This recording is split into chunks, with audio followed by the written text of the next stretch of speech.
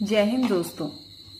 India में gold को investment के लिए सबसे ज़्यादा पसंद किया जाता है, स्पेशली महिलाओं के द्वारा। परंतु जब गोल्ड में इन्वेस्टमेंट की बात आती है तो ज़्यादातर लोगों को फिजिकल गोल्ड के अलावा अन्य विकल्प ना के बराबर पता है। इसलिए रीजन फाइंडर इंडिया अपनी नई रिसर्च वीडियो में सोने में इन्वेस्टमेंट के सबसे बेहतरीन विकल्प लेकर आया है। हमने इसमें SGB को अन्य उपलब्ध तरीकों के साथ कंपेयर किया है ताकि आपको फर्क साफ साफ दिखाया जा सके। अब सवाल उठता है कि SGB है क्या। SGB यानी कि सोवरिन गोल्ड बॉन्ड, ये गवर्नमेंट सिक्योरिटीज होती हैं जिन्हें RBI सरकार की तरफ से बेचता है। इनका आधार स्वर्ण यानी सोना होता है। ज्यादातर SGB की एक यूनिट 1 ग्राम सोने के बराबर होती है, 99.9 या 999 शुद्ध सोने के बराबर। अब जानते हैं कि SGB में निवेश कौन कौन कर सकता है। तो SGB में केवल भारतीय नागरिक इंडिविजुअल यानी जिनका भी टैक्स स्टेटस इंडिविजुअल है वो इसमें निवेश कर सकते हैं। इसके अलावा HUF यानी Hindu undivided family, trust, universities और चैरिटेबल संस्थान के लिए भी ये उपलब्ध है। SGB में कम से कम 1 ग्राम सोना और ज्यादा से ज्यादा 4 kg गोल्ड अलाउड है इंडिविजुअल और HUF के लिए। इसके अलावा ट्रस्ट और समरूपी संस्थाओं के लिए यह सीमा 20 kg तक जाती है। SGB में निवेश के लिए KYC डॉक्यूमेंट्स देना अनिवार्य है, जैसे कि पैन कार्ड, आधार कार्ड, वोटर ID, पासपोर्ट इत्यादि। SGB के निवेश के लिए पैन नंबर सबसे अनिवार्य दस्तावेज है।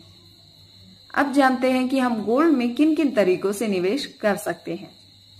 तो फर्स्ट ऑप्शन है फिजिकल गोल्ड। फिजिकल गोल्ड, इसमें इन्वेस्टमेंट करने का मतलब हुआ कि इन्वेस्टर अपने पैसों से शुद्ध सोना या उससे बने हुए सिक्के, बिस्किट, ईंट या आभूषण खरीदता है। ज्यादातर लोग इस बारे में जानते हैं और इन्वेस्ट करते हैं। सेकेंड ऑप्शन गोल्ड फंड, ये मुख्य रूप से किसी भी म्यूचुअल फंड निवेश संभालने वाली कंपनी के द्वारा सोने के भाव को आधार बनाकर अपने इन्वेस्टर को उपलब्ध कराया जाता है। इसमें फिजिकल गोल्ड की तरह गोल्ड का कोई लेन देन नहीं होता, बल्कि सोने के भाव के अनुपात में म्यूचुअल फंड की यूनिट्स दी जाती हैं। इसमें हर यूनिट 1 ग्राम 999 शुद्ध सोने को दर्शाती है। इसमें भी कई पढ़े लिखे लोग इन्वेस्ट करते हैं। ऑप्शन सेकंड गोल्ड ETF, ये मुख्य रूप से एक्सचेंज ट्रेडेड फंड होते हैं जिनका आधार या बेंचमार्क 999 शुद्ध सोना होता है। इसे किसी भी ब्रोकर से लिया जा सकता है जो शेयर मार्केट में डील करता हो। एक ETF यूनिट 1 ग्राम 999 शुद्ध सोने को दर्शाती है और दैनिक कारोबार के दौरान सोने की कीमतों में होने वाले उतार चढ़ाव का असर ETF की कीमतों पर भी पड़ता है और इसकी यही खूबी इसे हाथों हाथ खरीद कर बेचने की सुविधा देती है। ये मुख्य रूप से डीमैट द्वारा होता है। SGB ये गवर्नमेंट सिक्योरिटीज होती हैं जिसे RBI सरकार की तरफ से बेचता है। इसमें एक यूनिट 1 ग्राम 999 शुद्ध सोने के बराबर होती है। इसे physical gold, gold mutual fund, gold ETF की तरह अपनी इच्छा अनुसार खरीदा या बेचा नहीं जा सकता, सिर्फ ट्रांसफर किया जा सकता है। इसका मैच्योर टाइम पीरियड 8 साल का होता है और 5 वर्ष बाद एग्जिट विंडो मिल जाती है। इसे आप किसी भी रजिस्टर्ड एक्सचेंज द्वारा ऑथराइज्ड डिस्ट्रीब्यूटर, ब्रोकर या बैंकों से ले सकते हैं। अब सवाल उठता है कि SGB physical gold, gold mutual fund या गोल्ड ETF से बेहतर कैसे है। तो इसमें फिजिकल गोल्ड की तरह उसकी शुद्धता की चिंता नहीं करनी पड़ती और साथ ही कोई मेकिंग और ब्रेकिंग चार्जेस भी नहीं लगते। फिजिकल गोल्ड को संभालने के लिए लॉकर आदि पर बचाव और उसकी सुरक्षा के लिए हमें इन्वेस्टमेंट करना पड़ता है, जबकि SGB का सारा इन्वेस्टमेंट RBI द्वारा सुरक्षित रखा जाता है, इसलिए गुम होने या चोरी होने की संभावना नहीं होती।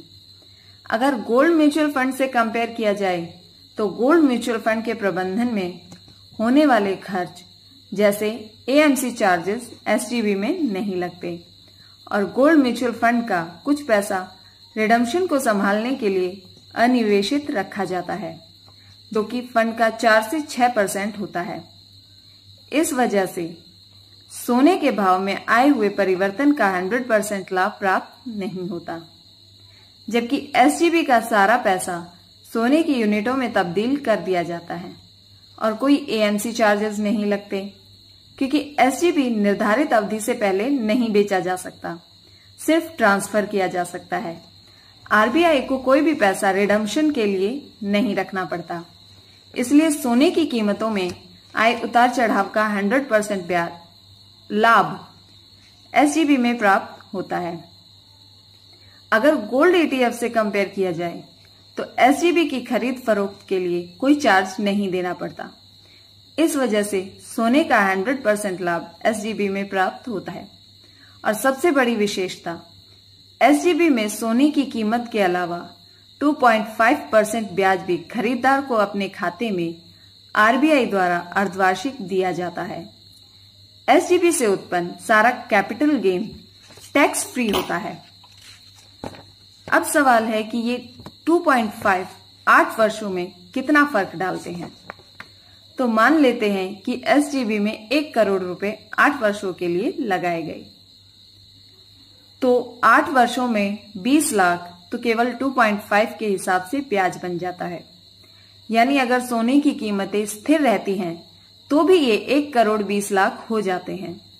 और अगर हम इस 1 करोड़ को 2004 में लगाते 8 वर्षों के लिए 2011 तक, तो आप स्क्रीन पर देख सकते हैं कि ये 1 करोड़ रुपए 4,28,205 रुपए 13 पैसे हो जाता है, सिर्फ सोने की कीमतों में बढ़ोतरी के कारण।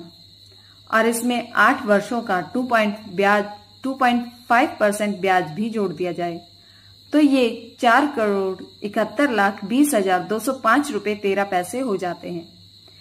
इसी प्रकार 2012 में लगाए गए 1 करोड़ रुपए 2019 में 1,33,42,995 रुपए 17 पैसे बन जाता है। अल्ट्रा HNI और HNI एसजीबी को क्यों पसंद करते हैं?